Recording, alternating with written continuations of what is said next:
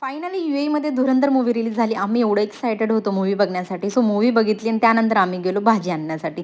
चला तर तुम्हाला दाखवते, की दुबईच्या मार्केटमध्ये कुठल्या-कुठल्या देशातल्या भाज्या आलेल्या असतात, ज्या की इंडियामध्ये कधी बघितलेल्या नाहीत. इथे आंबे बघायला मिळतात ना, खूप प्रकारचे आणि बऱ्याच देशांमधले असतात, जे 12ही महिने तुम्हाला इथे दिसतील.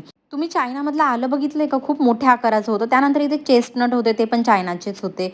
ते मी कधी बघितले नव्हते. त्यानंतर भोपळा होता श्रीलंकेन, तो पण वेगळाच होता. चायनाचे सगळेच भाज्या मला जरा वेगळ्याच वाटतात. त्यानंतर आम्हाला दिसले इथे हे फ्रूट.